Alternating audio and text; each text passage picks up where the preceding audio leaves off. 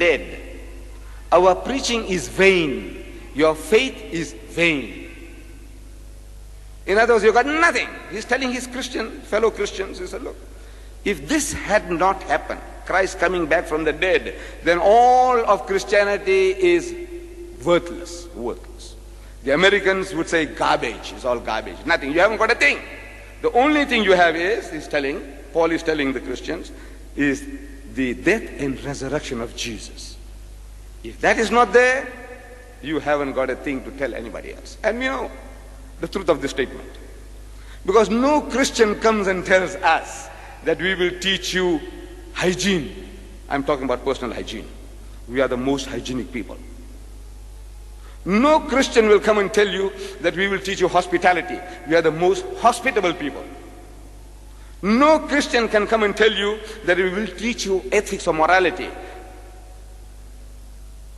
Though we have our little shortcomings, but in South Africa, we can boast that the Muslim, he has the lowest alcoholic consumption in the country. He has the lowest gambling rate in the country. He has the lowest prison rate in the country. He has the lowest suicide rate in the country. He has the lowest divorce rate in the country. And he has the highest charity rate in the country. There is not another religious group in this country who can show a candle to us that we are better than you. There isn't. The only thing the Christian can tell us is that you have no salvation. There is no Jannah for you. There is no heaven for you. Because all your good deeds, he says, are like filthy rags, rubbish. All your good deeds, your salat, your zakat, your hajj, your saum, all these are like filthy rags. And he quotes from the book of Isaiah, chapter 64, verse 6. Filthy rags. They count for nothing. Salvation only comes through the blood of the Lord Jesus. Now the title of this evening's talk, as well as the booklet on the subject that has been given to you, Crucifixion or Crucifixion. See, while one utters the words, it's hard for you to catch the joke between fiction, F-I-X-I-O-N, crucifixion, and F-I-C-T-I-O-N, fiction. You see, it sounds the same. When the speaker is speaking, crucifixion or crucifixion, you think, what is it? It is repeating the same word. How can it be or this? But when you see it in front of your eyes and you see, this fiction is something else from the F-I-X-I-O-N, fiction. The title might seem to some of our brethren somewhat a little provocative.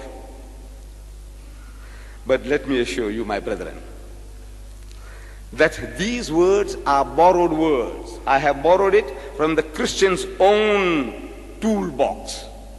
These are not my words. I didn't create them. You see, the American Christians, the hot gospelers, the Bible thumpers, the crusaders, fellows like Garner Ted Armstrong, the executive vice president of the Plain Truth, a magazine, which is boasting today 6 million copies a month, free distribution, 6 million a month. This Garner Ted Armstrong,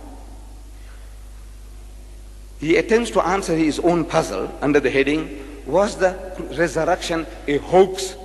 Hoax.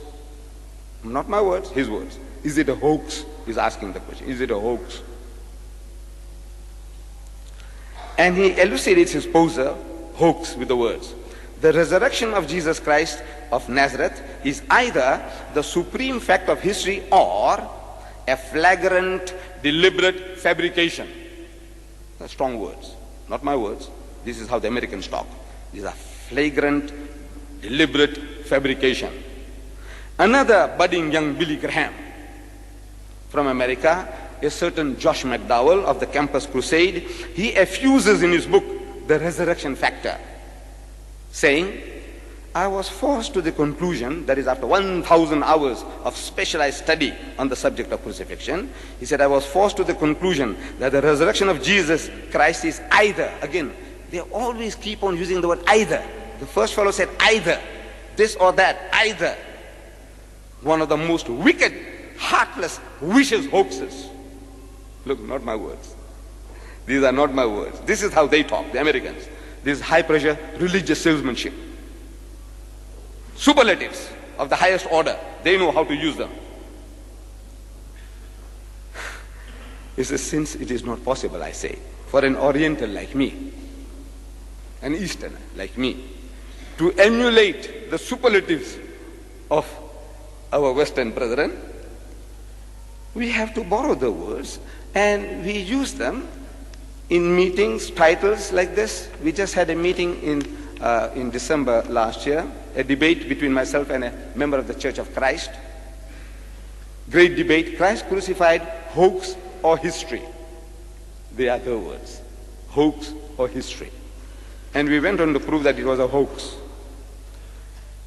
Last month, that is March 84, this same plain truth, the father of Ted Garner Armstrong, his father, Herbert Armstrong, he says, the resurrection, fact or fable.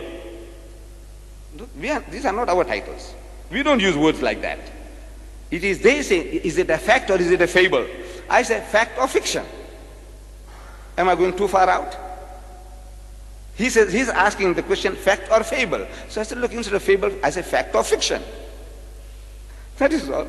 So, Mr. Chairman, do you sense any tenseness or electrification in the atmosphere? People seem to be too tight.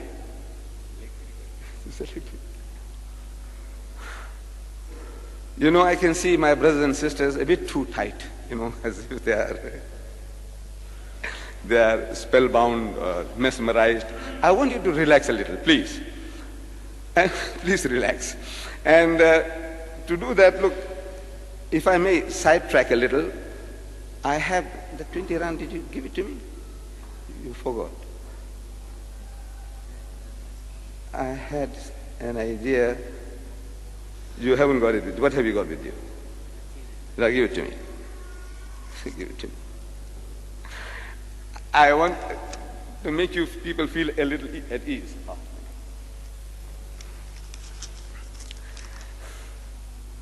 I want to offer this 20 rands to anybody here. Anybody who can give me the source of this quotation, this statement I'm going to make now. Whether it was Moses, the Holy Prophet Moses, Marx, Karl Marx, or Muhammad, who uttered these words. Relax, relax.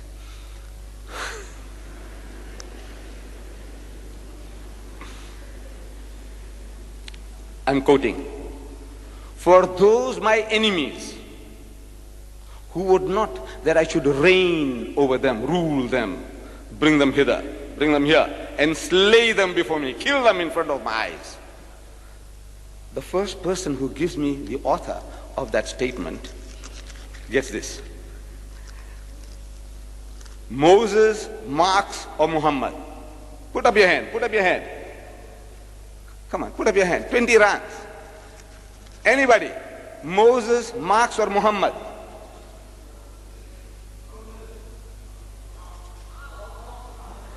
Come on, please, man. Look, these 20 rands are going. I don't want to put them back in my pocket. They're itching.